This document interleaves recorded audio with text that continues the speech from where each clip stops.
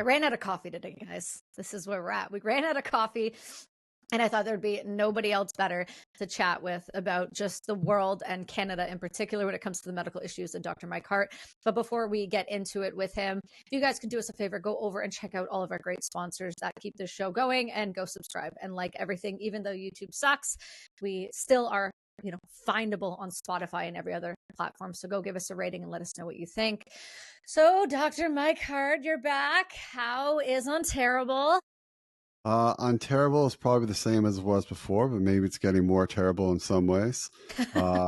Luckily, I'm doing okay, though. I'm surviving, and things are good with me, Good. Well, I'm glad to hear that. I know, you have your practice and what you see continuously go on in your areas of expertise, which, you're one of the more, I would say, active doctors on social media that I know, one of the more honest people that don't just stay in their lane, but kind of step outside of it and talk about things that are important to other humans. So I thought it'd be a good place to start with, as most are. And I did episodes last week, and everyone saw I was very active on social media last week. And that was because of the Charlie Kirk assassination that happened in the United States. And for those of you most of you are American listeners, but for the rest of you that are wondering why we're talking about it so much and why we are being so aggressive about it, is because I think it speaks to the, where the world's at in a greater form. I think what happened to Charlie is a symptom of a sick society, that when you personally, this is my personal belief, this isn't yours necessarily. I mean, we'll get into it, but I believe that when you constantly affirm mental illness, you're going to have a problem down the road that is going to really affect society and the longevity of its health. And it's kind of one of the things I want to talk to you about today, because, you're GP, right? That's how you classify? Yeah, right? General practitioner, family doc. Okay. Family doc. So I'm under the assumption, and I've seen this with other individuals, and I saw this when I talked to Dr. Jordan Peterson, about this idea of Canada's state in terms of mental health, and like calling it affirmation care, where we don't actually fix people, but we affirm the problem, it feels like, and then we end up having to deal with the consequences down the road. And I feel like that's kind of what happened here with Charlie, is that when you have a bunch of individuals who are very mentally unwell and are being affirmed into a place that is what feels like delusion, because that's honestly how I feel about it. I don't feel like this movement is anything other than propagating more mental health problems down the road. And then when you slap medication on top of those, it's very often going to lead to something dangerous. And we've seen that with the last 10 school shooters, as well as now with the person who assassinated Charlie Kirk. And there's going to be more data, more information coming out about Tyler, the killer, down the road, and his transgender partner and all of that. But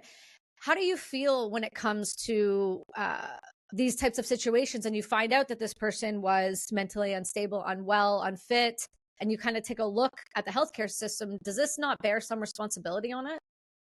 I mean, when you take a look at this situation in particular, we have, I guess, someone who was in a relationship, a romantic relationship with someone who's transgender, and I guess he took issue with Charlie's issues. So, first of all, Charlie has the right to believe, what he believes. And what happened obviously was horrible. And then in terms of like the responsibility of like the healthcare system, I mean, I think we do need to, identify individuals who are going through, these transitions, and, maybe try to give them a little bit more insight into what's going on, because it seems like as soon as someone identifies as transgender, it's generally just accepted, and that's kind of it. Then the process to start the transitioning is, I don't want to say it's like easy to transition, but it does seem to be like, it's fairly accepted, and there's several different routes. And like, if you look at the clinics in the US, I know that they've like skyrocketed in the last 10 to 20 years. And then also too, when you look at the statistics of what happens with people who identify as transgender, generally later on, it's like 80 to 90% just identify as gay. Mm-hmm. And so, for the people who are going through these transitions, and then later on, they want to detransition, I think it's horrible. And I think the way that we treat, detransitioners in general is horrible. I think it's, like I said, I don't want to say it's easy, but it's fairly accepted to go through the process of becoming, transgender and transitioning. But when you're looking at detransitioning, there's almost like, not very many people anyway in support of that. And it becomes significantly more difficult to get care when you're detransitioning. So, I think that the medical community does need to look at the statistics, a little bit more. And, in terms of the process of, from people to who are transitioning, you know, I just think that maybe it's a little bit too easy in some ways. And, we do need to look at that. And then, if these people are suffering from, mental illness, then that should be treated as opposed to, just giving them transitioning to another gender, So there's a few different items there that, just kind of come to mind. Well, it's interesting to hear you describe it that way, because a lot of psychiatrists that I know or work with or feed me data and information, they're almost fearful in a way to tell someone or push up against the delusion that is kind of been propagated or fed, if you will, by whether it's the school systems, by the parents, which I consider a lot of that, especially when you're looking at, there's a few celebrities right now that are toting out every single one of their children now are transgender. It's one of the Sex and the City stars that recently, she looks like she needs to spend some time in a mental health facility anyway herself, but she's been spending a lot of time bragging about every single one of her children and her children's friends, and her friends' kids are all transgender. And I think we know statistically through Abigail Shrier that that's not possible. There's a Munchausen by proxy type situation happening with a lot of these situations, and it's heartbreaking to witness, because I always wonder, as like a general practitioner and family doctor, you have such a close family relationship with people. The example I use is, our family doctor, before I became a grown adult, my family doctor as a child in Ontario, he was the doctor who birthed me. He's still my parents' doctor. He's now my brother's niece's doctor. So he's, all the way through generational. And I remember often going in there because we always had broken bones, both my brother and I, like concerning amounts due to the sports we did. And I always wonder as a GP, like, at what point do you start reporting situations that you're finding concerning, whether that's, too many broken bones or malnutrition, or is it just, the mental health component and all of a sudden all of their kids are transgender? Like, where's the line when it comes to morality and like your medical duty to take a look at that? Yeah, I mean, you mentioned Munchausen by proxy. I mean, there was a lady in the States. She had 4 kids who were all transgender. So Yeah.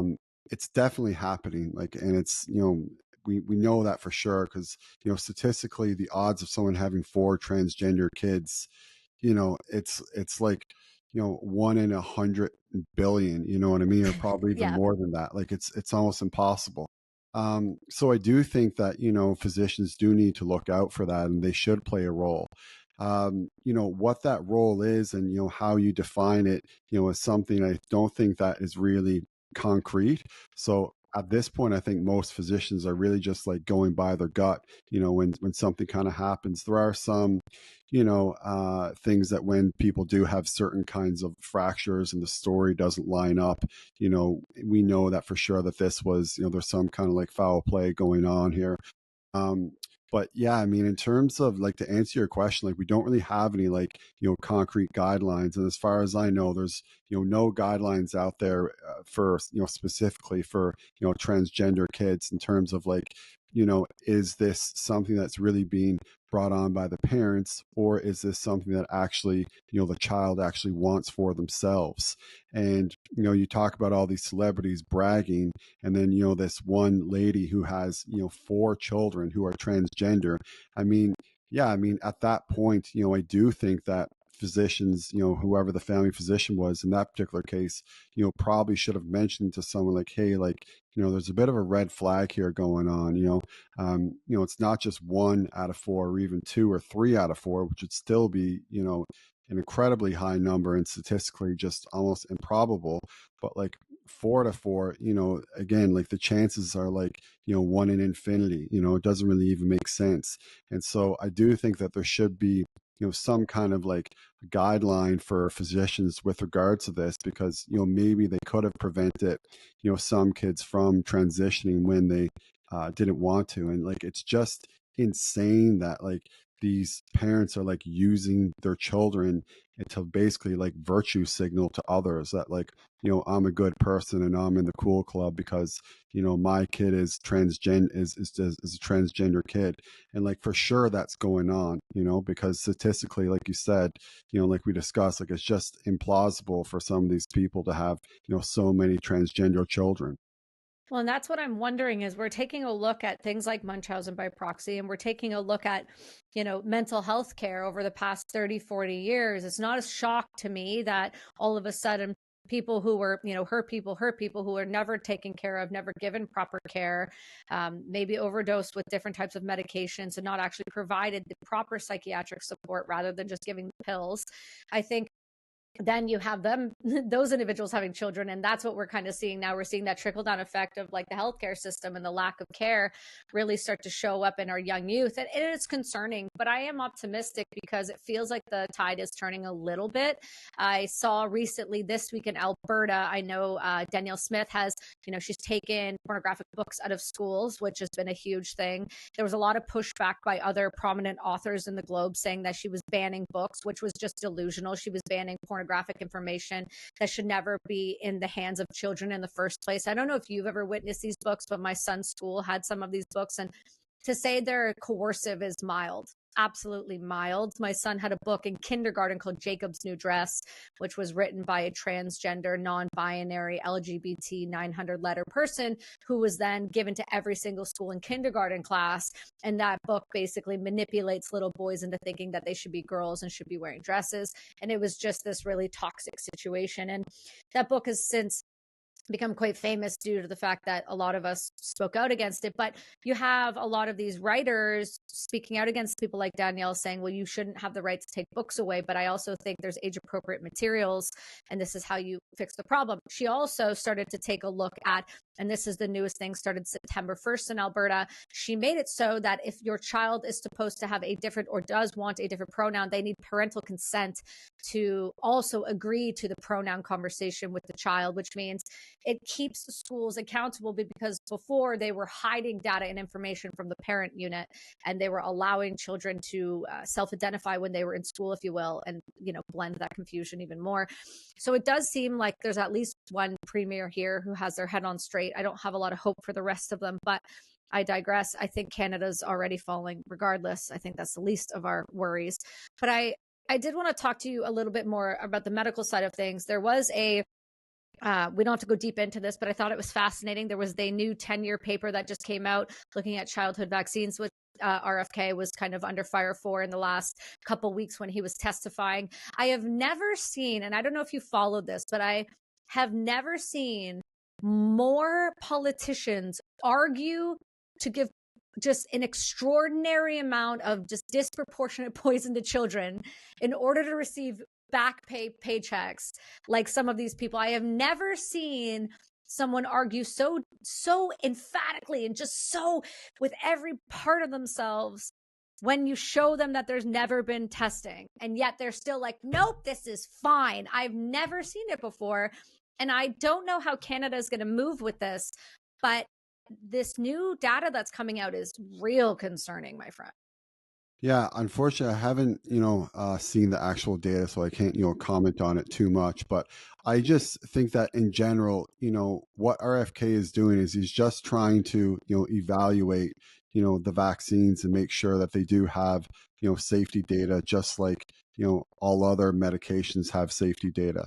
Now, obviously, there's a lot of, you know, um, real bad stuff that goes on with regards to medication data. We know that sometimes the positive studies get published and the negative studies do not, and that kind of thing, but at least there's some data.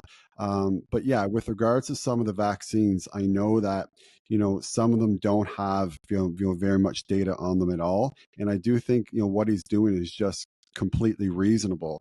And the other thing too with the vaccines, and I'm sure you're aware of this, and maybe some of your listeners aren't though, is that they're basically completely exempt from getting sued, right? Which is So completely crazy. wild, right? And Mhm. so there's also some things like this with the, I believe it's with like the fertilizers and stuff like that. Brigham Bueller was talking about it on Joe Rogan recently. I think it may be with glycophosphate. Now, don't quote me on that, but I think that's the same thing is going on there. So it's just kind of odd that, like, they're saying that this is safe, but also too, you can't sue us if anything goes wrong. And so, there's a couple different, things there that are really, contradictory overall. It's like everything needs to have all these randomized controlled trials except for vaccines, and everyone is liable for their product, except for vaccine manufacturers. So, I'm really happy that this is conversation is happening in Congress, and hopefully RFK does get these studies done. And again, I hope that they prove that they're safe overall. But it's not going to feel good to go back and say, oh my God, what did we do? This is awful. But just having that data, I think, would make people feel a lot safer overall. Yeah, the research, when you read the paper, it's not looking super positive. I'm not going to lie to you. When you go through data pieces by piece, it is a little bit concerning. And some of it, just very briefly, just was very, very simple. We followed children for 6 days post-vaccine, and that was it. There was no double blind with saline. There was none of these things. And it's just crazy to me because some of them didn't even go through a double blind placebo trial at all, like not even one time. And so it was really fascinating to see the university and the individuals that actually put the paper out they're very pro-vaccine. So I think they were hoping for a different result, and then they had this result, and they had no choice but to publish. And so I think they're kind of falling back on their heels a little bit. And RFK, the way that he is moving through Congress and being so tested so heavily, there was a great clip that came out recently of him being berated by one of the individuals and as she spoke, every individual who spoke, they put the like a clear covering over them of the amount of money that they have taken from pharmaceutical companies. And it was ironic because they're all to the tune of millions of dollars each, and then they put it on him and it's just a zero.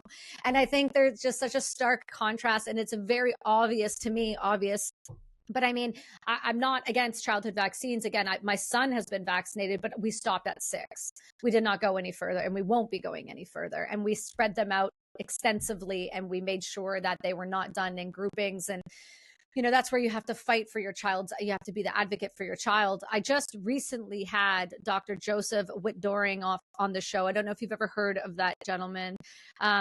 He runs a clinic called the Taper Clinic. He's got a few clinics in the United States, and he used to work for pharmaceutical companies. And we talked a lot about the SSRI protocols and then why he started his clinic. It was really fascinating to hear his thoughts and feelings on when you have ideological capture in an industry that handles not only the recommendations, but then handles the prescriptions and the CDC recommendations. And that was obviously really concerning when you have ideological capture in any industry whatsoever. But when you put it into the medical industry, it's even more concerning because this is people's bodies.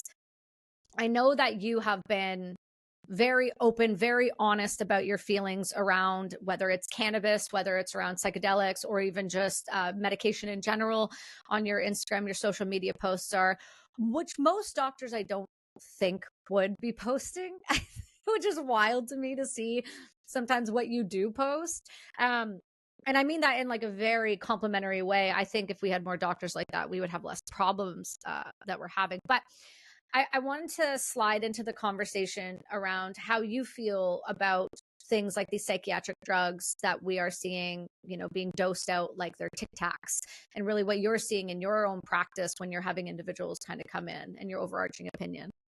Hey guys, this episode is brought to you by Good Livin'. I am so excited to tell you about something that's become such a meaningful part of my wellness routine, Good Livin'. Now, this isn't any brand. This is actually a brand I know all of the owners behind. And let me tell you, their integrity, their dedication, and their quality is the real deal. Their microdosing and functional blends are crafted with intention, and you can feel it. Everything is tested and made to support you in tapping into your own rhythm. We're talking about blends for anxiety, depression and stress, ADHD, brain health, inflammation, sleep, and energy. Seriously, they have thought of everything possible. I know firsthand how much love they pour into every single product. So if you're ready to check them out and explore more, go to itsgoodliving.com, and trust me, it's a journey worth taking. That's itsgoodliving.com, itsgoodlivin.com, and make sure to use the code Kelsi and get 20% off your first order today.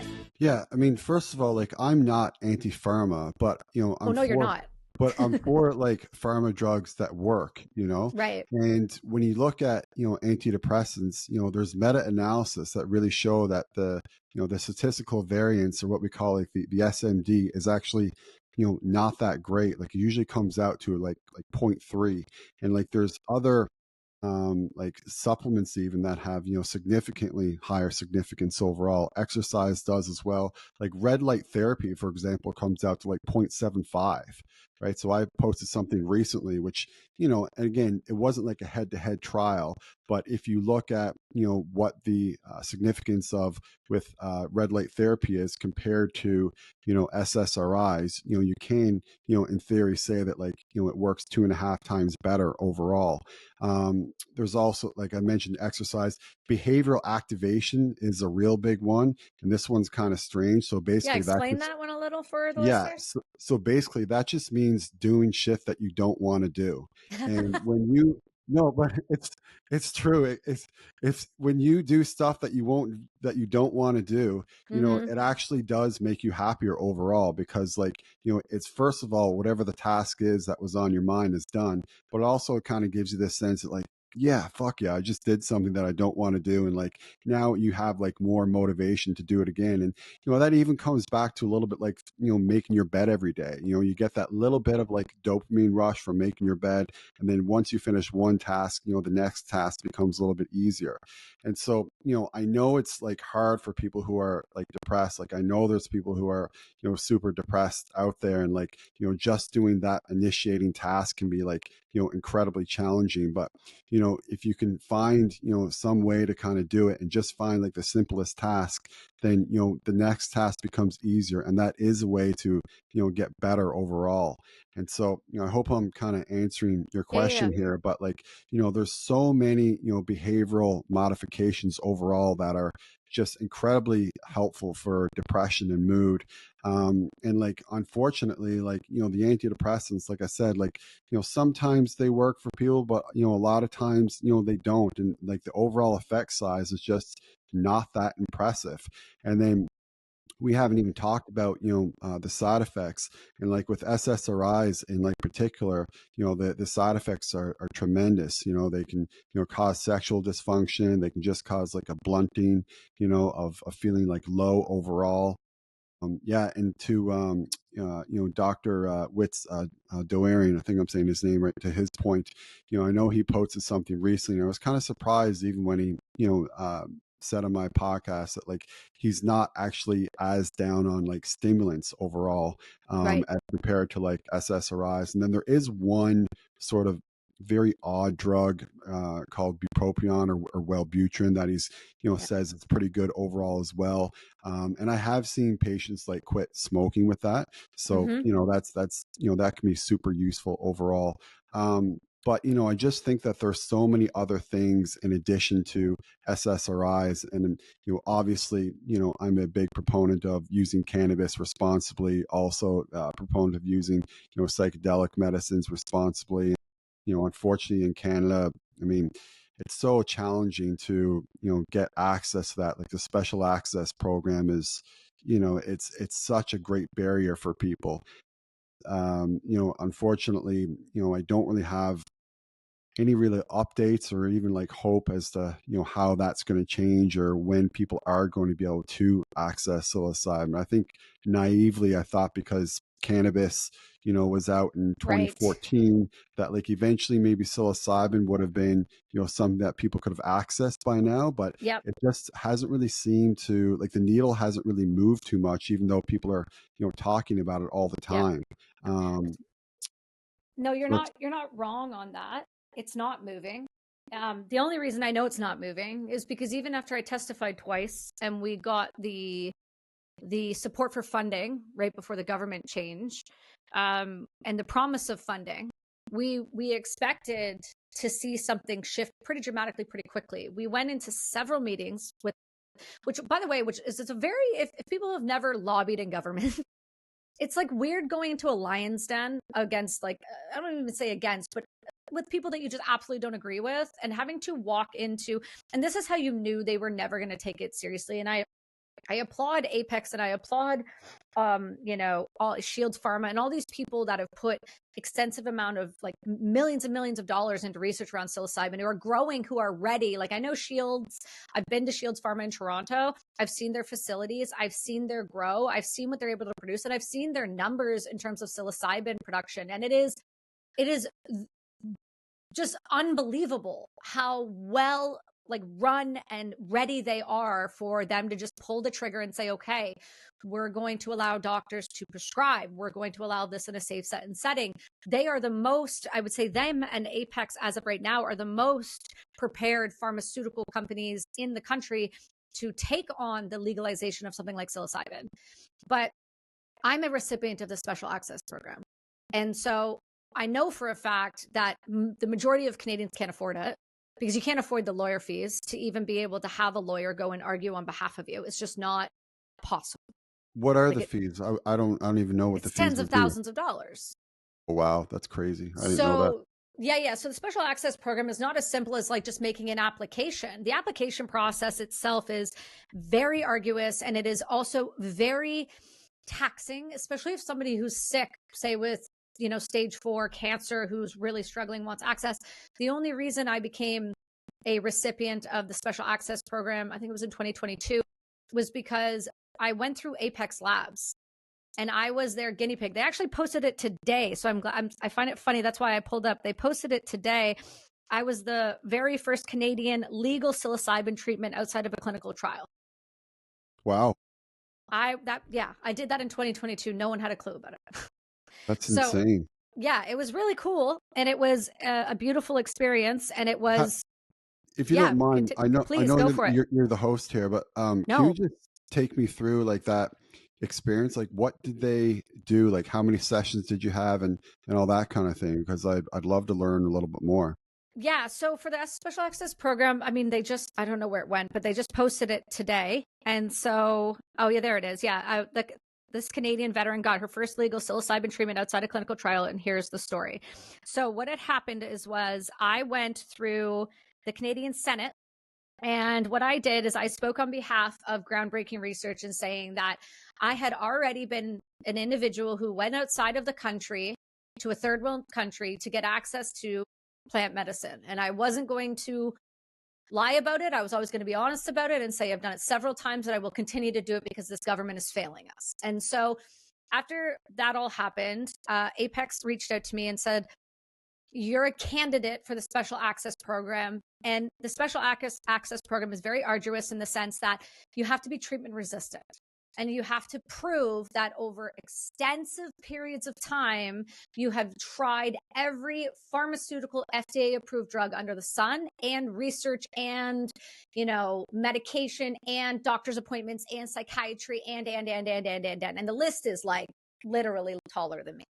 And so I had to prove that. And because I started treatment right after I got injured in Afghanistan, there was a record log from 2009 to 2022 where it shows that I had been in psychiatric treatment every single week. I had gone through 11 different pharmaceutical drugs, and every single one of them was failing me. And then I also was on fitness regimens. I was also in group. I was also doing community. I was also volunteering. I was also doing all of the things that we suggest individuals who have treatment-resistant depression do: movement, community, purpose, good food, nature, medication, doctors, support network. I was the candidate. And so they filled out the application. I had to sit down with the lawyers and go through the lawyers. They then had to speak to all of my doctors. So then my doctors had to take their time, go through all of my medical documents, and be able to prove that I was deemed treatment resistant. And I was deemed treatment resistant in 2015, 16. So it was very easy for us to prove it. That's not the case for the majority of people. Most people never hear that term a day in their life. And I'm glad they don't, because I don't believe in treatment resistant anything. Only because And I don't.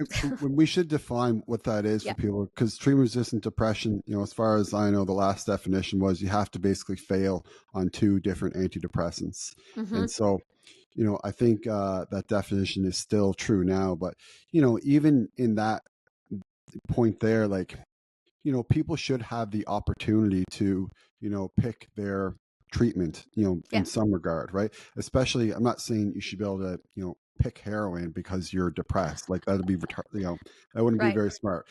But, because, but because, psilocybin does have, clinical data, and Massive. because, SSRIs, as we have noted, and as your past guests noted, from Tabor Clinic, do have significant side effects. Yes. You should be able to choose that treatment. So I just think it's wild that, like, you have to have treatment resistant depression in order to access this. And it was the same thing too for a lot of people with cannabis. Like they needed to fail on so many different drugs before they could try cannabis, like for pain or for insomnia or anything else, because again, like, it's not like first line, but for some people, they do want to try, like CBD oil, first, Mm-hmm. so it's shocking that, that's still something that's within the special access program. It's wild to me. I got access to cannabis in 2015 after being treatment resistant for sleep medication. And so that's how I got access to cannabis. With the psilocybin though, I had used psilocybin in my own proper set and setting with integration on my own. So I had a feeling, but once we went through I believe it took between 8 months and a year, going back and forth with lawyers and Health Canada, doing that process. And then at a certain point, we reached a barrier, and the barrier was who's paying for the drug, because the drug was ungodly expensive because it has to be synthesized psilocybin. And then where was she going to do it, and who was paying to get her there? And then who was going to provide the psychedelic assisted therapy? And then who was going to provide the psychedelic integration, which is the most, if not the most important part on the front end and back end. And then on top of it, what was the last part? It was like the lawyer fees itself. So because I was doing it with Apex and I was the first to do it, I was granted essentially the funding to have a lawyer, to make sure it went through, to get me to where I need to be flown out to the place, to have the proper psychedelic assisted people with me. And I did it in New Brunswick. And so I flew from British Columbia to New Brunswick. And they also, because of the way I work with plant medicine, allowed me to have my medicine person with me alongside the doctors. There was a lot of things learned there that they won't be doing in clinical trial because of my advice, just due to monitors and devices on the person or somebody coming in and out to check temperatures. It was just very dysregulating during a very large macro dose. But what I will say is there was a lot learned in that. And I did do multiple sessions with an integration, like psychedelic integration specialist prior to that at that clinic. And then I did the actual sitting. And now the sitting itself was one sitting, and it was a macro dose. And I think it equaled 3.5, almost 4 grams of synthetic. And at the time it was a liquid, which I now know has been changed to a capsule. And what was really fascinating about it was having sat with traditional psilocybin, like nature-based psilocybin versus synthetic, was the onset was a lot faster, like rapid fire fast, 20 minutes max, and you were right there. Yeah, so that was new. That was new. And it was almost like I kind of talk about it like a tabletop, if you know, like a jump. So there's a buildup, and then there was like a wall. And in order for you to participate with the medicine, you had to actually say, I'm ready to have the conversation. And then a door would swing open, and then you walked through. And it was very similar to psilocybin in almost every single aspect, in terms of the energy, the deities, the plants itself, how they talked, how they moved. The difference was, though, it was a lot easier, like digestible wise on the stomach. I didn't have the same issues sometimes I have with psilocybin. And there's also ways around that, which is just using it as a tea instead of ingesting just the flesh of the plant as well. So I And didn't some have any of people those. use like 2.5 milligrams of THC sometimes to I like don't use offset the nausea anything when, too. yeah, I never mix plants when I'm using plants. That's me personally. There's a lot of people who use, when they're using MDMA, they'll also use psilocybin. It helps level it out a little. Um, Same with, some people will do it with like microdosing LSD with something as well. I've always been if I'm going to work with one plant, I try really hard to work with the one plant. And if it comes with the nausea, well, that's what it comes with. So we did the process. It was very fast. From the moment I was in to the moment I was out, I think we were max maybe 3.5, 4 hours. Oh, wow. Okay. Yeah. So the set and setting was very different. I filmed the entire thing. So I have an entire like documentation of it. But like I said, we learned a lot from, having to wear monitors, which is never ideal, versus them wanting me to lie down, but that doesn't work for me. I'm a sit up person, versus putting an eye mask on. I don't wear eye masks. Like, we just really went through the process of like a doctor coming in and having to check my temperature, which shouldn't be messing with me at that time. And so it was really productive and incredibly helpful. The next few days after, I also then had integration. And then after that, that was it. So I Did you went get through to the choose the process. doctor? Kind of yes and no. So it was done at the time at a ketamine clinic because there was no other places that would allow for me to have this medicine used. I don't recommend doing that because I'm not a fan of ketamine, and I also don't like, this is going to be the more woo side of things, but I don't fuck with ketamine in the same environment as me when I'm working with this plant. It's not a good space because the way it was set up is the bathroom was at the other end of the building. So if I had to go to the bathroom, I had to walk through the hallway of people screaming in other rooms to go get to a bathroom with a mirror in it where there shouldn't be a mirror when plant medicine is being used. Yeah, Right. So that's a little bit weird. there was just a lot of learning curves. But we did it there because that's where the doctor would allow. Now, here's the craziest part. This is going to I feel like you've probably heard this before. This will rock your mind though. Leading up, Health Canada had approved me. We got a tentative approval. We're like, okay, great. We're going to do this in the next few months. Sounds good. Then they called again.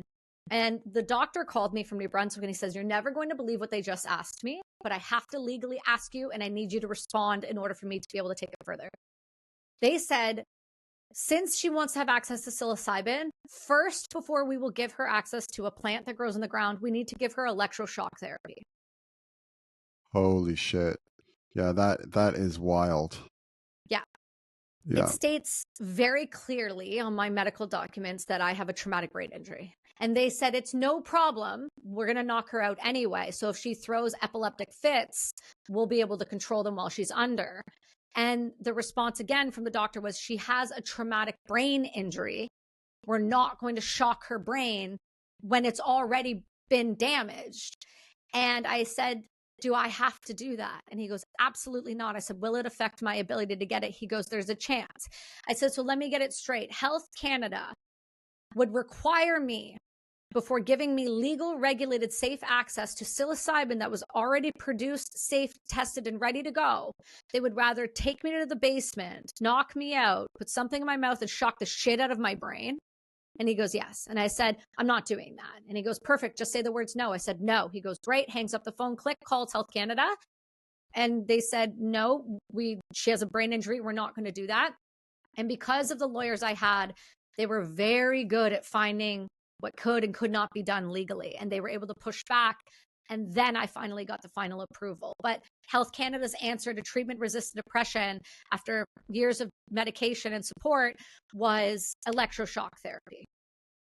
Yeah, that's, a last resort, and it definitely shouldn't be something that like needs to be done before you said like you use like a plant-based medicine. I mean, it doesn't, you've already fit the criteria of treatment-resistant depression plus. You said you're on 11 different pharmaceuticals. I'm sure not all of them were, for depression. As some of them, like you said, were I for think there was insomnia. 3 at a time. There was insomnia. Yeah, there was a significant cocktail.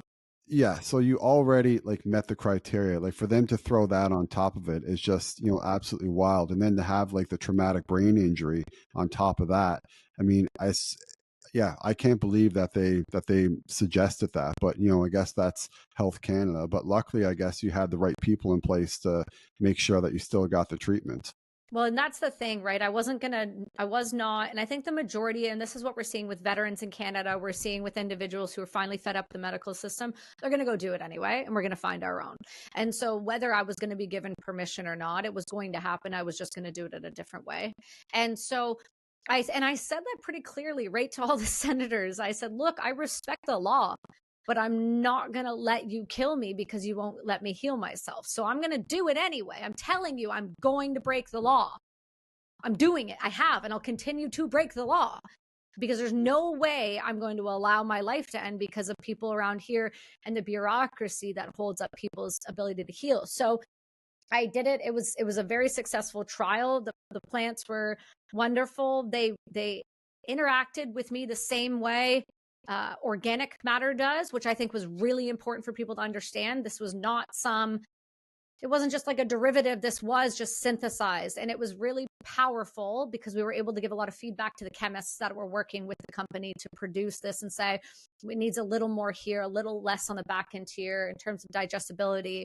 So that was really beneficial. But what I've realized since the special access program and my ability to do so is that it no longer feels like our healthcare is being driven by the patient's needs, but it's being specifically and only driven by the bureaucracy and the pharmaceutical companies. And I wonder how you see being a medical practitioner in Canada for the rest of your life when you're learning more and more and more how it's being driven and why you're not able to provide care to your patients the way that you probably would like to. Yeah, I mean, obviously it's very frustrating. There's people that come into my clinic that I think, would certainly, benefit from this medicine because, people do come in all the time who have tried, various different pharmaceuticals, certainly, 2+, which would, meet the criteria of treatment resistant depression. And unfortunately, they're just not able to, access that medicine. And then the other thing is like, just like you said, if people aren't going to be able to get it through their doctor, they're going to find another way to get it. And, this doesn't just apply to psilocybin.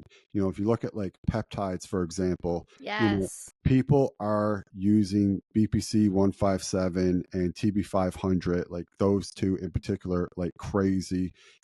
Some people probably are abusing, GLP ones. Those would be drugs like Ozempic and Wegovy. Now the big one now is retatrutide, which you can't even get like at all from a physician. And so, people are just taking things into their own hands, like testosterone replacement therapy is another big one, for men, they just find that, there's no one really willing to prescribe it. And even TRT now for women is becoming, like significantly more popular. Like Halle Berry's talked about it. And like a lot of people don't even realize, like, total milligram for milligram, like women have more testosterone in their body than any other hormone. So, we're replacing estrogen, we're replacing progesterone, which is great. And some people get, tremendous relief from that. And that's fantastic. But, other people do need that third hormone, which is, testosterone. Obviously, some people need thyroid hormone and other things like that. But, classic HRT, we're just kind of mostly talking about, estrogen, progesterone, and testosterone. And so, to your point, like that's what, people are doing. Like they're just taking things into their own hands. And so, I can't really, necessarily do anything about that. And I understand where all those people, are coming from. And so for me, like in my perspective, my medicine, to stay, I guess, sane and to, do what I think is best, I mostly do, well, basically half a day I do some cannabis medicine, and the rest of the time, like I do like semi-urgent, like walk-in medicine. So most of the people I see like are, actually kind of sick and actually need help. And certainly like I do get, a lot of gratification if someone, comes in and they have, some like bad cellulitis, or like, they open up their mouth and they've got like pus everywhere. And, I give them an antibiotic. I feel good about that. And so, I've just kind of transitioned over the last couple of years into doing more like urgent kind of care medicine, because I know that there's, a need for that. And sometimes I do think we make a difference in reducing the wait times at the ER clinics. And we talked, just briefly before the show about that. We can certainly talk about that as well. So, that's kind of how like I've, I guess, tackled it overall. Is I'm just trying to do, what I can do within my control to, make good contributions to the medical care system without sort of, compromising my values overall. But, if there were other ways, that I could, help people, would I be using them? For sure. And, psilocybin would definitely be at the top of the list. But, some of the peptides that I discussed as well, I think will be at the top of the list, soon as well. And I don't know if you know this, but they're in Congress now in the States, like they're trying to basically make peptides biologics. And so that'll mean like, they're going to have like a monopoly over that. You won't be able to get it from like a compounding pharmacy or it's basically going to be, significantly controlled just by the pharmaceutical companies. And so, unfortunately, that's going to probably put, a lot more restrictions on people as well. And, even, just coming back to some of like the GLP-1s, like the Ozempic and Wegovy, that, and again, like, I'm not saying everyone needs these medicines by any means. And, obviously I think diet and exercise and taking care of yourself is like the number one way to go. And you should absolutely do that. And no one like needs these medicines, in certain degrees. But obviously there's some people out there who, when they take them, they do get tremendous benefits. And you don't necessarily have to be, a severe diabetic or someone with chronic kidney disease to, get benefits from them. So, that's sort of the way I kind of see things in Canada now. And, hopefully we'll see some changes in the future, but it kind of just seems, unfortunately, like we're going backwards in many ways. It's wild too, because I know peptides in terms of that. I work with Dr. Mark Gordon in the United States. He's known for, TBIs and his concussion protocols. He's been on Rogan a bajillion times talking about how you heal from that. And I speak to him often about peptides specifically and like the tripeptides he uses for athletes and tissue damage. And I've used, BP157. I've used these peptides before. I've used other ones during brain treatment to help with things like anxiety and those things going through it. And I understand the benefits of peptides. It is concerning to see that Canada, though, is banning natural supplements the way they are, and we can't even get access. Like, for example, in the vitamins I just took while we were sitting here, I couldn't get in Canada, so I had to ship to my American PO box and drive them across. And when they say what they are, I say they're vitamins, and they say, why didn't you order them here? I said it would have taken 6 weeks longer, and they go, okay, and then you move on and you don't open your mouth anymore.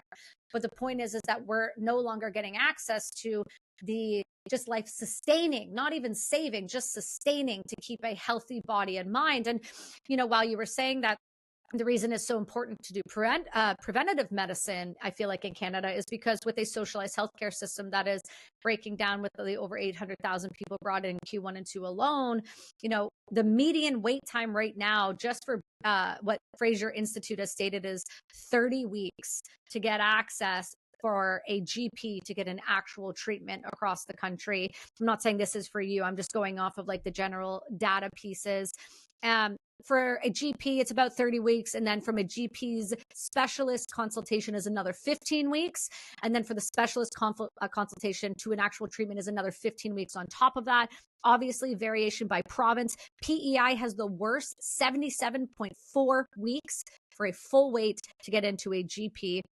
New Brunswick is also very high at 69.4 weeks. Ontario is actually 23.6 weeks, which is still bananas. And that's not a specialist or surgery. That's also not diagnostic tools like MRIs, CTs, or ultrasounds. But an MRI, on average in Canada, you're looking at a minimum and a bare minimum of 16 weeks after you've waited your 30 weeks to see your GP.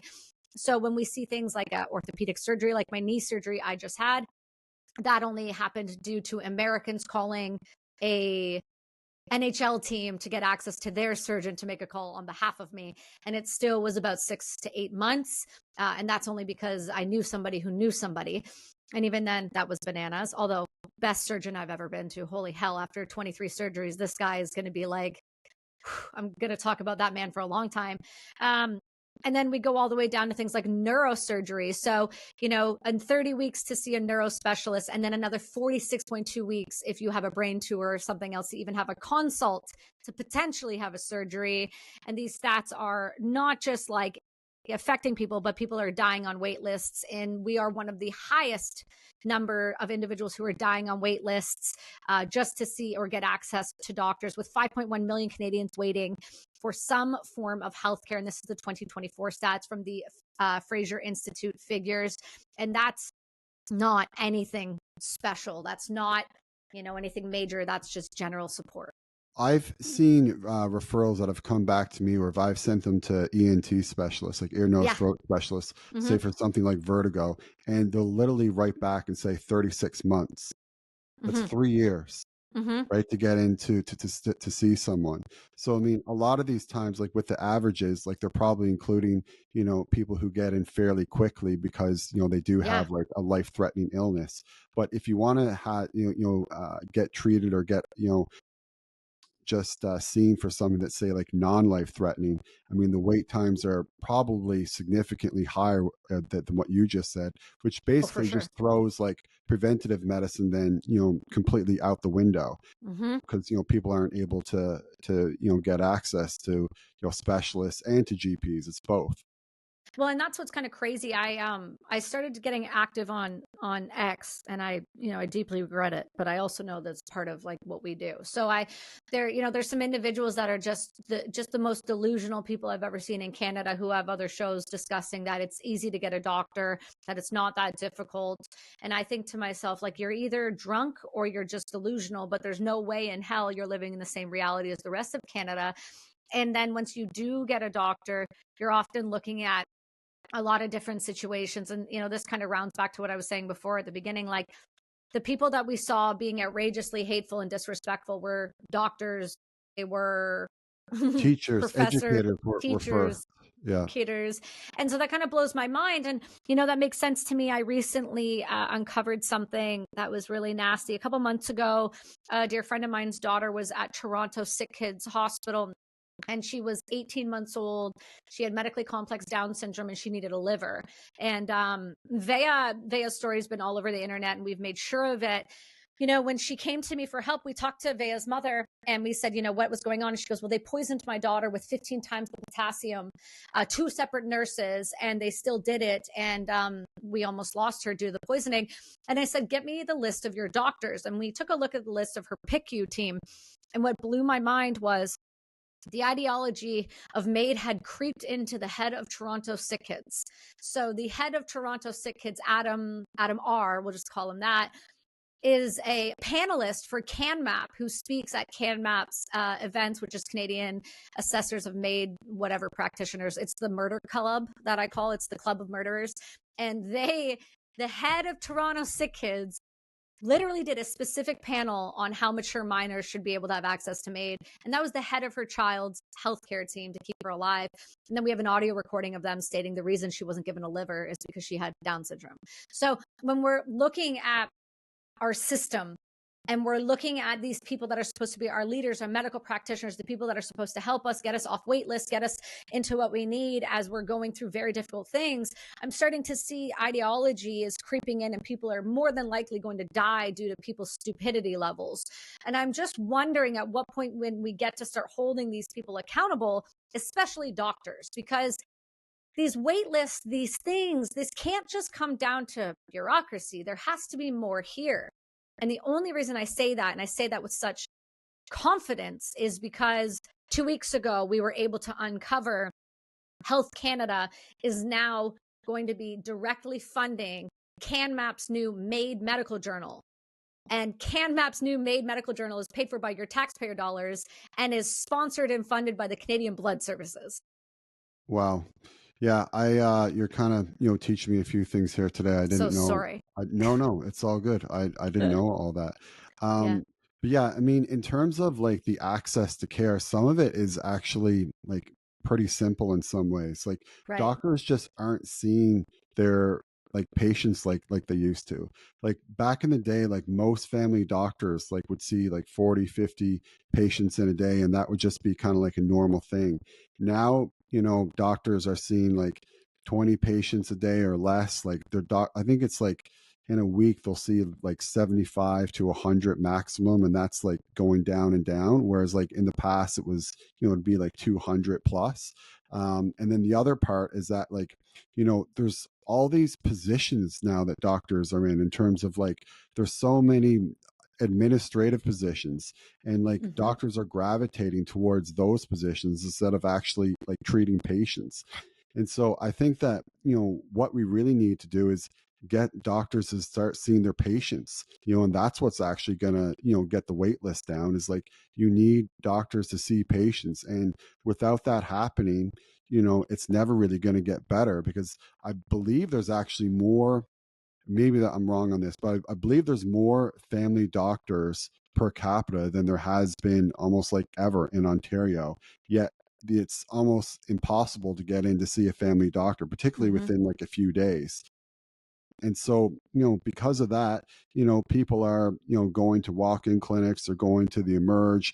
And then, that's obviously is clogging up the Emerge as well, is because people can't get in to see a doctor. So where else are you going to go? You're going to go to Emerge. And like, I get it. Like, like you just need a refill on your Ventolin, which is like, a super easy thing. It's an asthma Right. medication, but like, if you don't have that asthma medication, you have asthma. Like, you're screwed. Like, you need that. Yeah. And so I understand people going to the ER with like simple things like that. And so, like, we can talk, all day about like, everything and like what's causing this. But like, the bottom line is like, we just need doctors to actually see their patients and to get into the office and see them. And for whatever reason, doctors have gravitated away from that.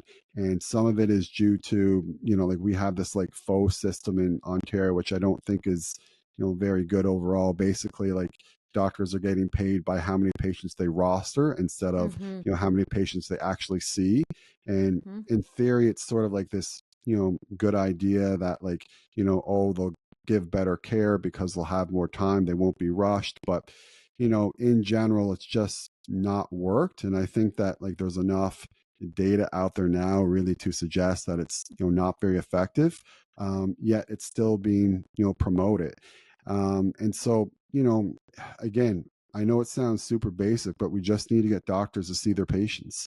Do you think that this is a symptom of COVID? Because I know a lot of doctors, I mean, before pre COVID, I could go into my family doctor. I would call, I mean, I'm very fortunate because when I had my son 10 years ago, oh my God, 10 years ago, when I had my son a decade ago, way to age myself, I was, I was given, I went in, I remember going into like the women's clinic, and they were like, yeah, we're going to give you a family doctor. You need to have one to follow the pregnancy, and you need to have one for the baby post. And I was like, oh, okay. So at the time, my ex-husband that lived here, he didn't even have a family doctor. And I mean, he had lived here for God knows how his whole life.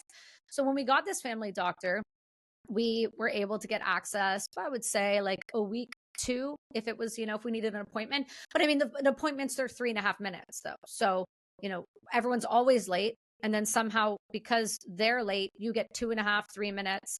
And then you're kind of rushed out the door as you're still finishing a sentence. And I don't know that that's even like a failure of the doctor as much as it is like, I know out here they're getting paid per patient they see.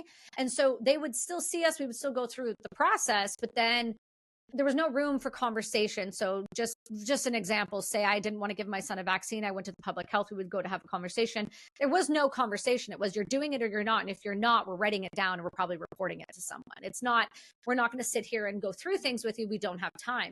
So now, post COVID, what I saw a lot of doctors writing prescriptions for drugs that patients needed follow up on BPs. They needed follow up on just like whether it was heart murmurs or others. Like, but these medications should not just be written with a prescription without sitting with the patient and going through just general vitals and like updated medical history on what's been going on since, or any sort of symptomatic issues or contraindications they were going through. But post COVID, I'm seeing doctors, I mean, it's difficult to get into doctors, number one. And when you do call the doctor, they're almost pissed off that you're calling them. And then when you do finally get in, it's finish the sentence or you're walked out the door very, very, very quickly. Yeah, I mean, it's I don't really have like a solution for that. Like, when I go to like my walk-in clinic, I'll walk in and there might be like literally like 20 or 30 people in the waiting room just right there. And that means I have to see all those people. And then within an hour, I've seen a few people, and then 10 or 12 more walk in. And then I have to say to them, very early in the afternoon, okay, guys, like we got to close the door because there's no way we're going to be able to go home by 6 Oh, o'clock. They close ours. They close the door. If they open at 8 a.m., the doors are shut by 8:15. You cannot get in.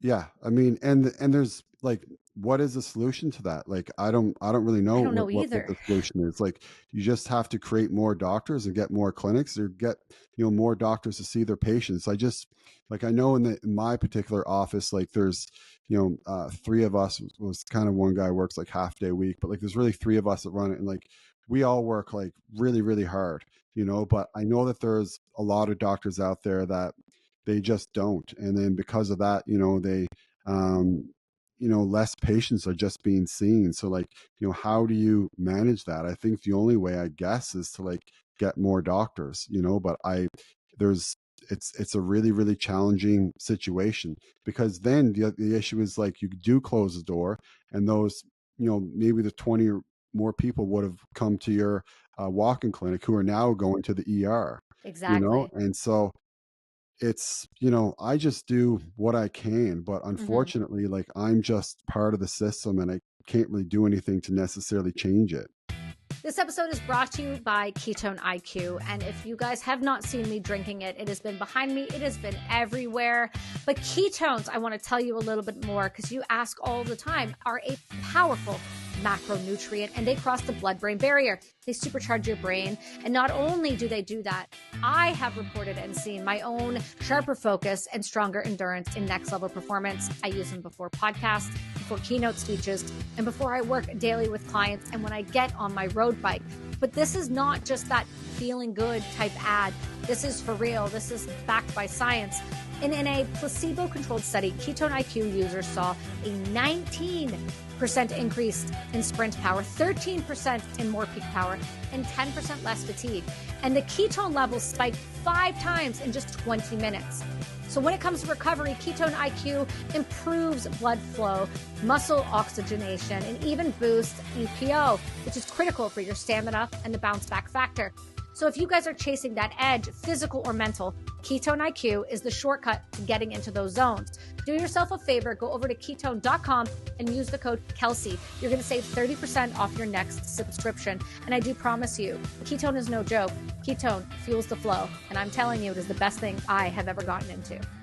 Well, I don't think that we need you to change it. I think that you're changing it by speaking about it. And I think that when people hear about it, they then have the power to go let the people know that their government, their riding, their MPs, the people that vote for, that something needs to change. But I don't know that most people know necessarily what's going on across the country, because there's so, honestly, like 1 in 4 Canadians can't afford food. So, they're so focused on how do I just get by day to day every 24 hours, that they're not thinking that, okay, Ontario hospitals are like this. Okay, BC hospitals are like this, except BC hospitals made people more than they help people.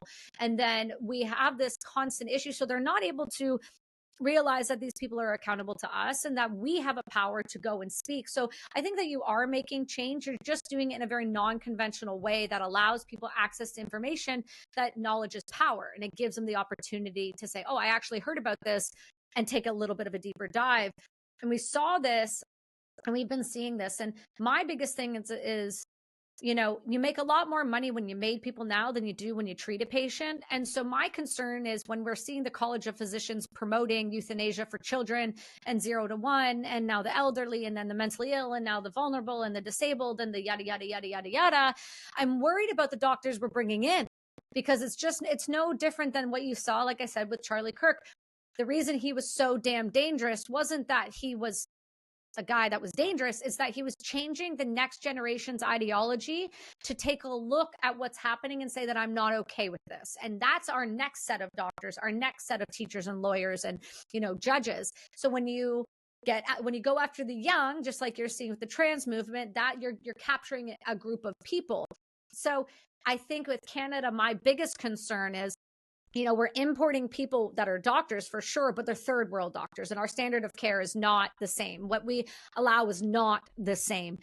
And I have people I have new clients in Alberta who went through a medical system to get an elective surgery and come to find out that the surgeon was a fraud, but they go and they report it, and then they get threatened with, a lawsuit because, the pediatrician their kids saw turned out to be a pedophile and is still allowed to work with children because our medical system and our healthcare system doesn't actually care because we're just so desperate for doctors. So I think what happens from a place of desperation, like Canada is seeing, is you're going to get the lowest common denominator. And that's a concern when going to doctors who are either taught somewhere else, who have been reported, but because the system's self-reporting, people are able to get away with things in vulnerable settings. And, I always say to my doctors, and if they don't know me from online, they know me from other places, I'm very clear. Like, if you're about to knock me out, you better not MAID me. Like, if you're about to knock me out and I find out you've done something, like, I'm very aggressive about my healthcare, because I think we're at a place now where I don't believe we have informed consent on a lot of things. And I don't believe we have informed consent because our doctors' ideologies are so warped in a lot of different areas based on their belief sets, and they somehow think they can bring that into their workplace, and then that will determine what type of care an individual gets based on their belief sets. And I only know this because I just said that recently to another doctor, that if I had another child, I would not vaccinate them, and their face was not okay. Yeah, I mean, it's your right to do what you want to do, Right. with your child. And so, if you want to vaccinate them, I think you should have the right to vaccinate them. If you don't Right. want to vaccinate them, then, you have the right to not vaccinate them. It's really just, all about consent and really just giving people their liberty, Mm-hmm. and and I mean, even if someone who's like Jehovah's Witness, they Yes. won't take blood, right? Mm-hmm. And like, it's wild. Like, I obviously think that, like, if you're losing blood and you're gonna die, just take the blood. That's Mm-hmm. it's. And I mean, I've never been in that situation, but I'm sure many doctors have. I'm sure they went home like crying after, just being like, man, like, I can't believe like someone just died in front of me when I could have easily just have saved them. But Mm-hmm. like, if that's what they want to believe, then that's what they want to believe. It's their right to not take blood from others. So we accept something that, like, which is extremely extreme, is that, yet we won't accept someone who doesn't want to vaccinate. Now someone will say it's more about the herd and that kind of thing, and then fair enough if you want to make that argument, but still I think that people should be able to have the right to make their own decisions. No, I don't disagree. I think if you're an informed person, that's fine. I think if you're informed through TikTok, you should question your sources. That's kind of my belief set. I think one of the only things I learned in college, in the very, very short period of time I stayed there, was I learned how to read peer-reviewed papers, and I learned how to read them properly. And I think for me, that helped me so much in becoming a grown adult, and what I wanted to put in my body, how I wanted to move about my health, and what I was able to understand when they started slapping labels on me. What did this actually mean from a DSM diagnosis versus what does this actually mean for the rest of my life? And is it something that's treatable, beatable, or something that I can cope with at least at a bare minimum? And how do I not make something my identity? And so I think one of the things we see with Canada and our healthcare is that we make these labels and these situations and these diagnoses our identities. And so I guess I think one of the last questions I think is important for maybe people to understand is, how does, someone as a medical practitioner, how do you work with someone, tell someone they're going through something, or this is now what they have or what their body's about to experience? How do you explain something to them without having that become all they are and how they see the world through all of that lens? Because I feel like it's so detrimental when doctors say things, you will never get better again. I mean, I've had that said to me. That's why I find it so just damaging, because it's been a personal thing. So how do you find the right words and the ways to help people through that? Yeah, I mean, there definitely are things that are reversible, and we can Mm-hmm. talk about mental health, but we can certainly talk about other things as well. Like, just take diabetes, for example. Like, diabetes is very reversible, and Mm-hmm. people can have pretty severe diabetes. They can have pretty severe liver damage. And then, you start taking care of yourself, your blood sugar goes down, your hemoglobin A1C goes down, the fatty liver goes away. Like, we know this. Mm-hmm. Unfortunately, there's lots of people, I mean, the vast majority, I wouldn't be able to put a statistic on it, but I'm sure it's more than 90%, that once they have diabetes and get diagnosed with it and start taking medicine, they never get off that medication. But that doesn't have to be the way. You can make changes, and you can, reverse changes. So, like, that's what I say to people all the time. And that's what I said to someone yesterday who came in who had diabetes, and she had, mild to moderate fatty liver.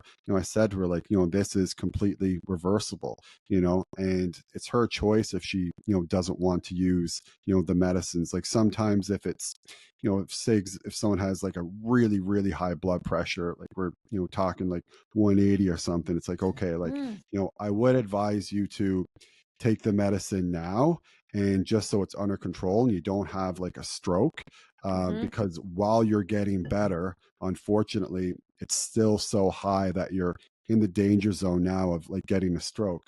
But over time, we may be able to, stop your medication. And maybe if you can't stop it, at least you can reduce it to half, or maybe to like a quarter of what it, originally is.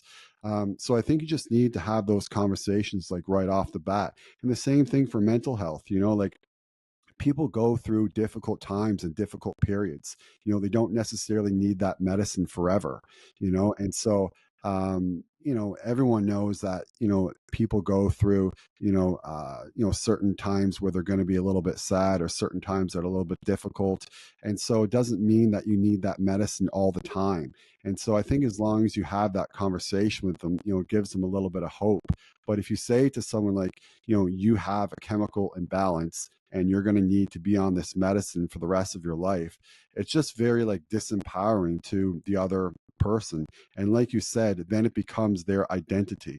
They think like, I have depression, and like this is why I feel this way. And if they feel sad at all, they think like it's just because of their depression. If they feel hopeless, it's because of their depression.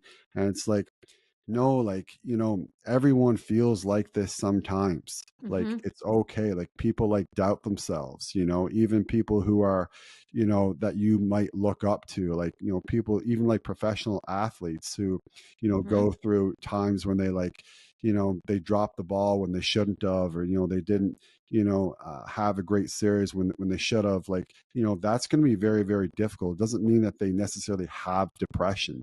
It just means that they're going through a difficult period.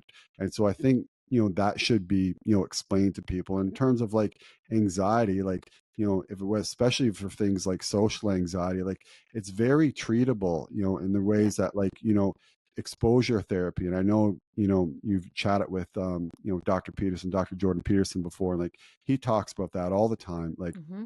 how exposure therapy is just like so effective.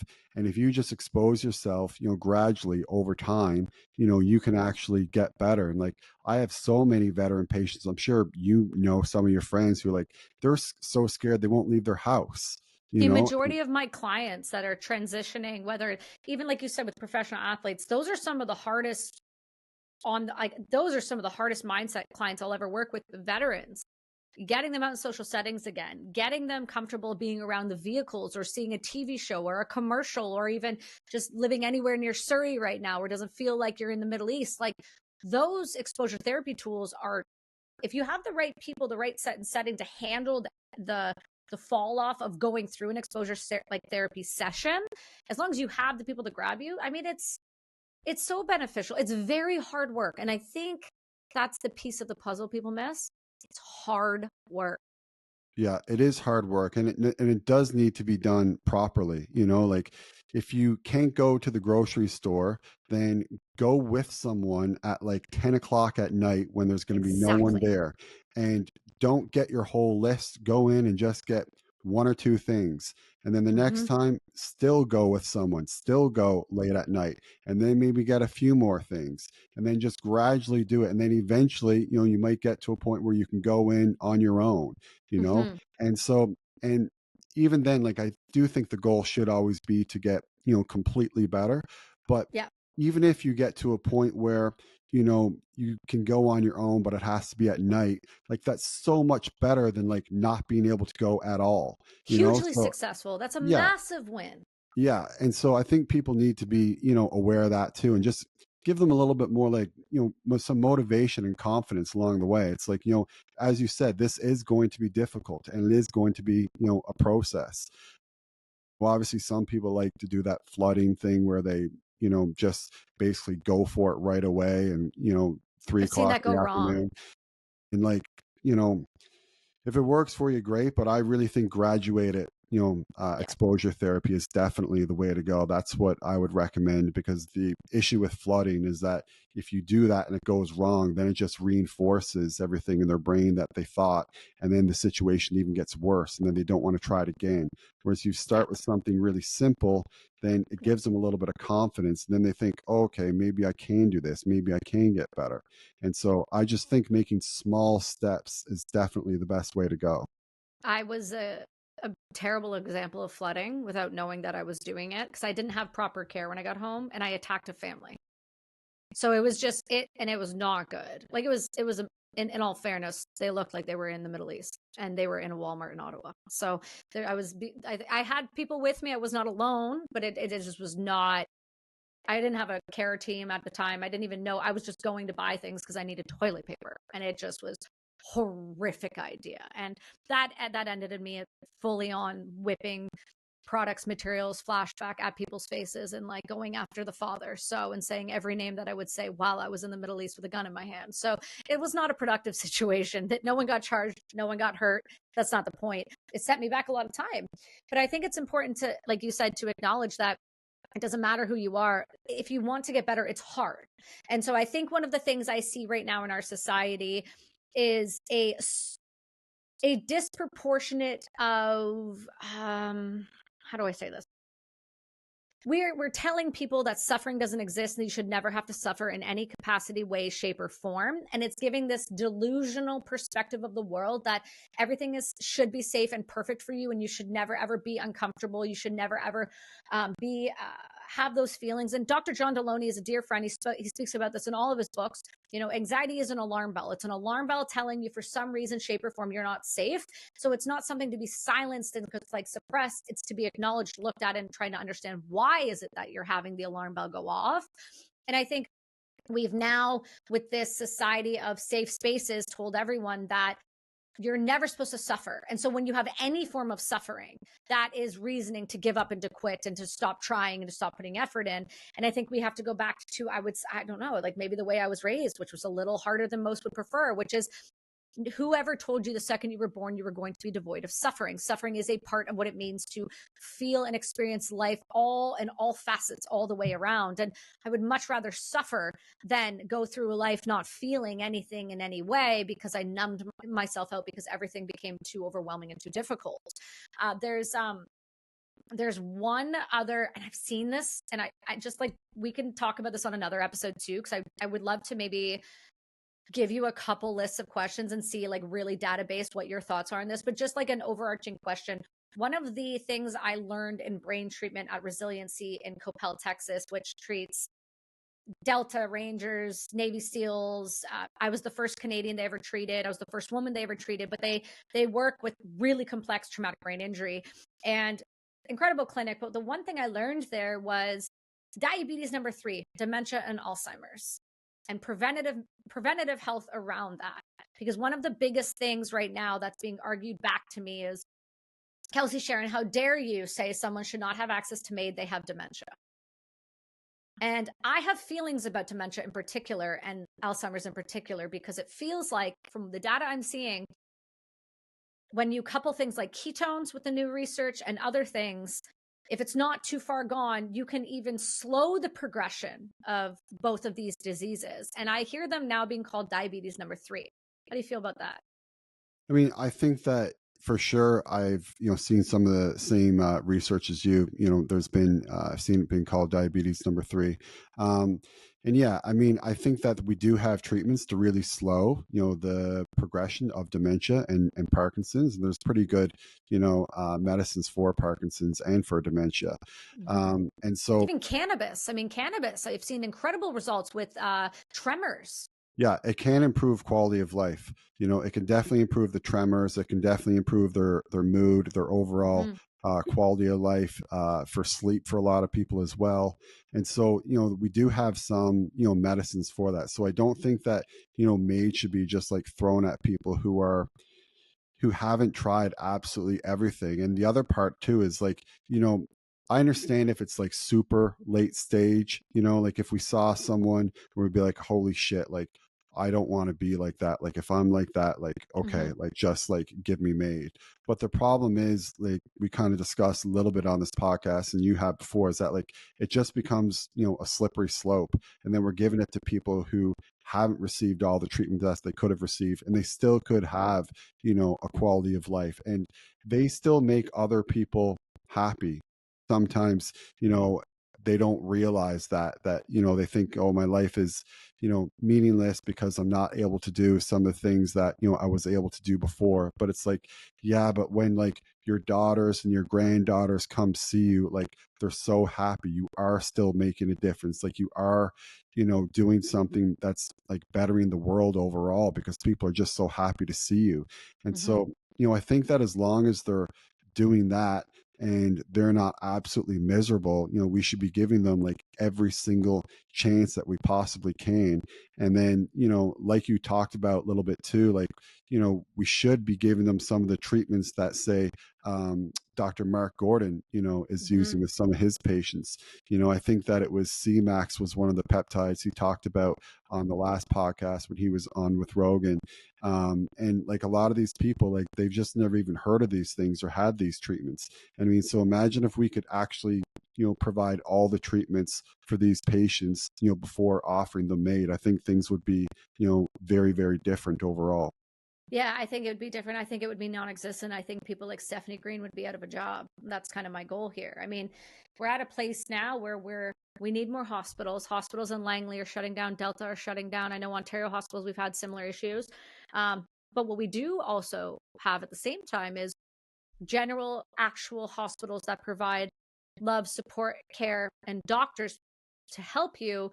But instead, we have our government and we have people at St. Paul's Hospital building facilities inside that you can only access through, that are only there for euthanasia. We have MAID House charity that people are somehow donating to, which just blows my mind. They have an entire killing facility on Victoria Island, and now they have one in Toronto as well, where you walk in and you never walk out again. And they brag about how their numbers have doubled in the past year and how it's the most beautiful work they'll ever do. And I think what bothers me so much is that you have a right to die. And this is always a very aggressive point, and it's been pointed out, Kelsi, maybe there's a better way to say that. And I think there's no better way to say it. You always have the right to die.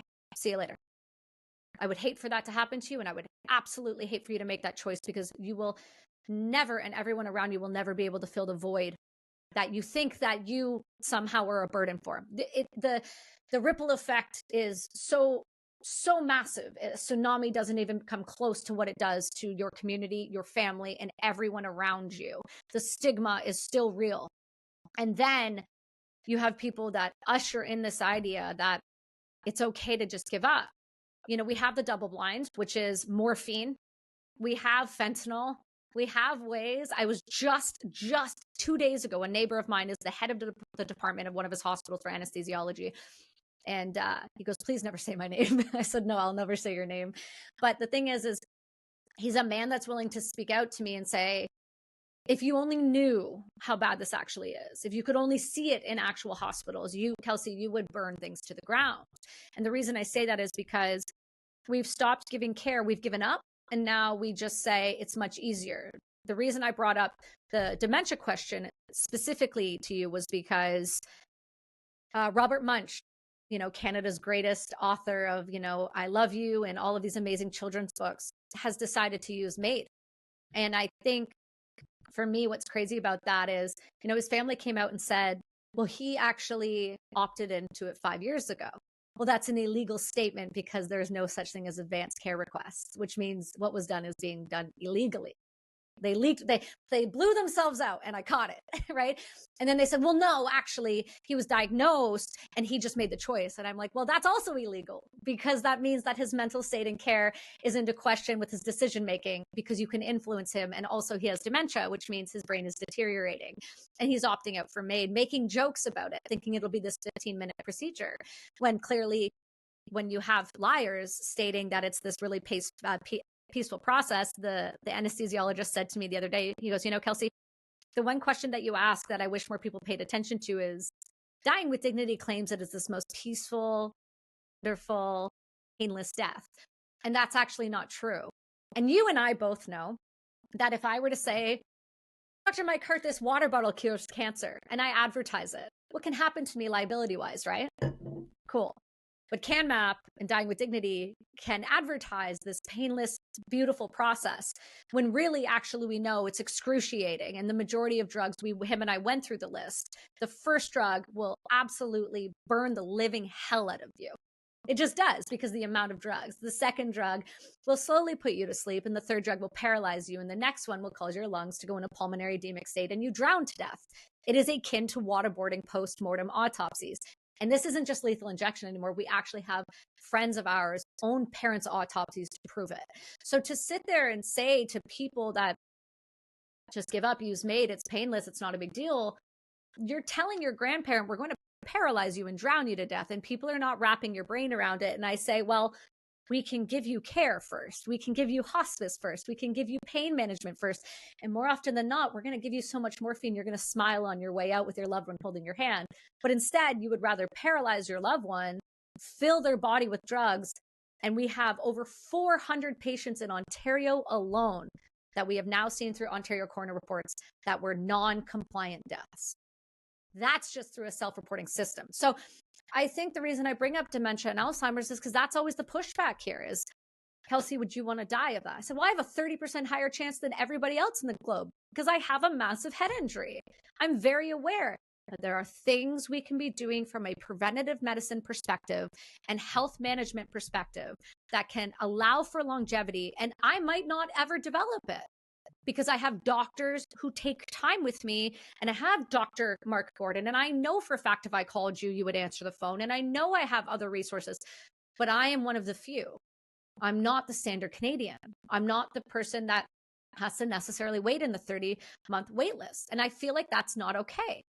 If I can get care, why can't others? That's what pisses me off so much. Yeah, I mean, I don't see how that unfortunately is going to change like anytime I know it's going to soon, get worse. you know, just because there's no real, signal to indicate that it is going to change in the future. And, we talked a little bit about, other treatments like for Alzheimer's and dementia. And it just seems like, well, we talked about also that like the peptides are kind of being almost like shut down.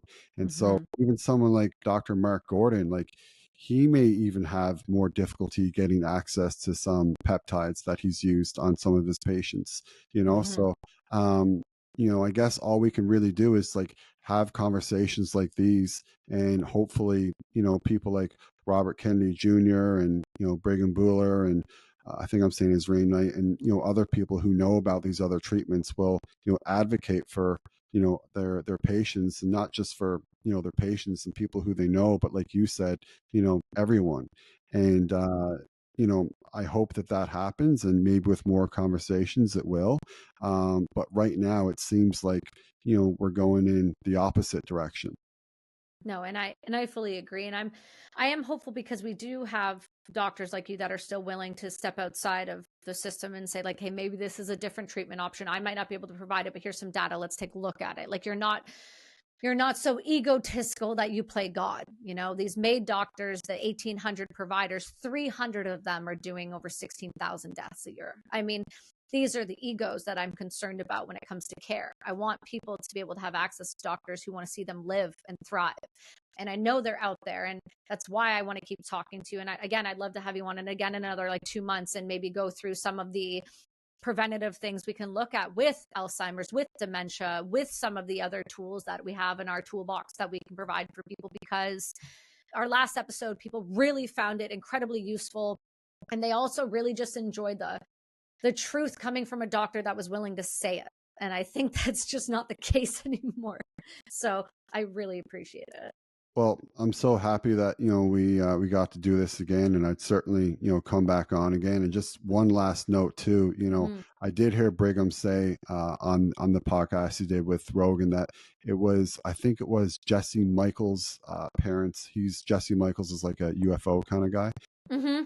Anyway, I think it was his mother and father who came in, and after 3 days the mother said, like, I can't believe, like, I have my husband back. Like, I don't know what treatments they gave him there, but and that was for like Alzheimer's, I believe. So there's got to be some way for people to get access to these other treatments. And I certainly need to learn more about them myself as well, because there are so many in the pipe that it is difficult sometimes to keep up. And I would like to know what kind of cocktail of medicine that Jesse Michaels' father was given. But it's something that I'll learn more about, and hopefully next time around I can share it with you guys. I would love that so much. A good place to start is HVMN. So Ketone IQ just put out a research study they did around dementia and Alzheimer's with their ketone products specifically. And I know I am a person that uses that, even if I've worked with them now for years, but even before I worked with them, I use them. Even after I work with them, I'll continue to use them.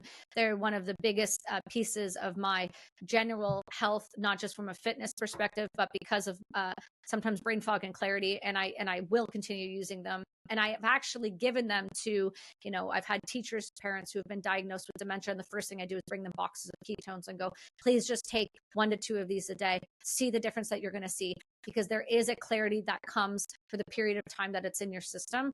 And that's without changing, the diet or anything else that you can do, that you have the capability and control to change. So I think that would be a good place to start. But other than that, yeah, thank you so much. And how can people, support you, listen to your podcast? You have a really, really great podcast. Thank you again for Dr. Yosef. He was an amazing guest.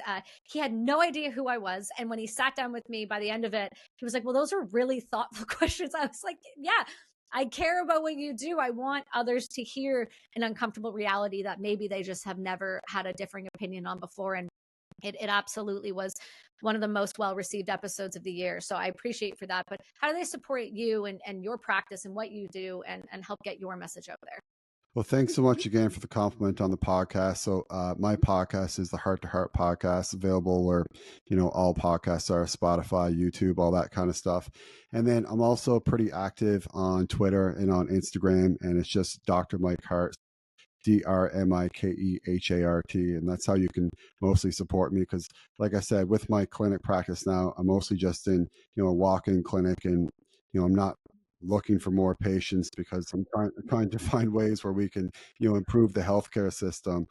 So, I don't need, I guess, your support that way, but you're supporting, my practice just by, having this conversation with me. So, thanks so much again for that. And also thank you everyone for listening to this. I do really appreciate it.